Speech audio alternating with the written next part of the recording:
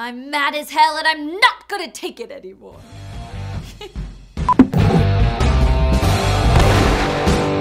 Hey guys, today on What to Watch Before You Die is the 1976 movie Network. I'm going to blow my brains out right on this program a week from today. The story opens to Peter Finch as Howard Beale, a longtime news anchor losing his job as ratings are low and the network wants to try something new. Then viewership suddenly skyrockets when he goes crazy on the air. Surprisingly, the network decides to keep the insane man on, proving that excellence in journalism means nothing when there's a capitalistic bottom line in a world where ratings are money. Here are the reasons why Network is a must-see movie before you die. First up is the message. Throughout Network, the blind ambition of businessmen supersedes the importance of the job that they signed up for. If this movie had come out recently, we'd all say, of course, we know what bleeds leads, 6 media conglomerates control the flow of televised info in the US, and business is business. All right, cut him off. Leave him on. Am I still on the air?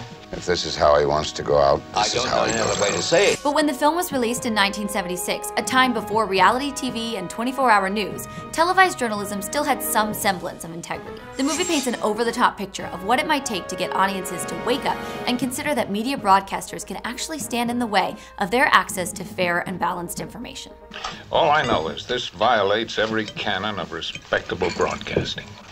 We're not a respectable network. We're a whorehouse network, and we have to take whatever we can get.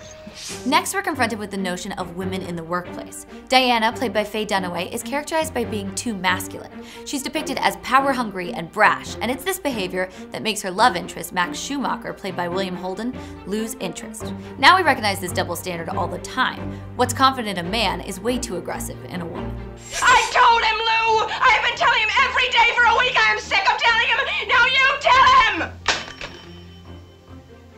Ageism also has a place in the movie, as studio exec Frank Hackett, played by Robert Duvall, leads the charge to kick Beale out to replace him with younger, more engaging talent. Okay, so the cast of characters include an over-the-hill, emotionally unstable anchor, a mannish cutthroat bitch, a stop-at-nothing studio exec, and even the quote-unquote sane people come off as nuts. I'm mad as hell and I'm not gonna take it anymore! I'm mad as hell! I'm not gonna take it anymore! I'm mad as hell and I'm not gonna take it anymore!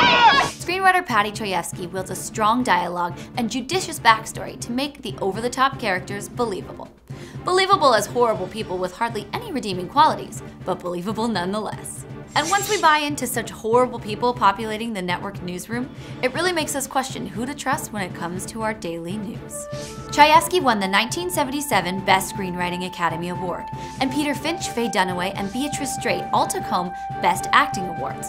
Interestingly, Beatrice Straight was only on screen for 5 minutes and 40 seconds, making her performance the shortest to ever win a Best Supporting Actress award. Sadly, Peter Finch passed away before he was able to receive his award, making his the first posthumous Oscar awarded ever, the second being Heath Ledger in The Dark Knight. Network was nominated for 10 Oscars in total. Network attempted to bring as much of the reality of the current state of journalism into the film as possible. Prominent anchors Walter Cronkite and John Chancellor were both approached for the role of Howard Beale, but weren't interested. However, Walter's daughter, Kathy Cronkite, did play radical left-winger Mary Ann Gifford, whose character was loosely based on Patty Hearst, daughter of newspaper magnate William Randolph Hearst, who popularized yellow journalism in the 19th century. You might assume that a movie about the state of television in 1976 may feel dated and unrelated to modern journalism, but in today's world of infotainment, reality television, and TMZ, it's hard to deny that Beale's seemingly insane doctrine was more like a cautionary prophecy for where we are now.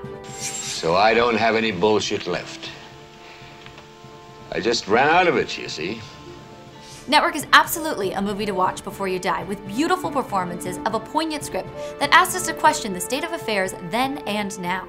So this movie helped inspire my super weird childhood dream to head up the FCC to re-regulate the Telecommunications Act of 1996. Look it up, it's super interesting.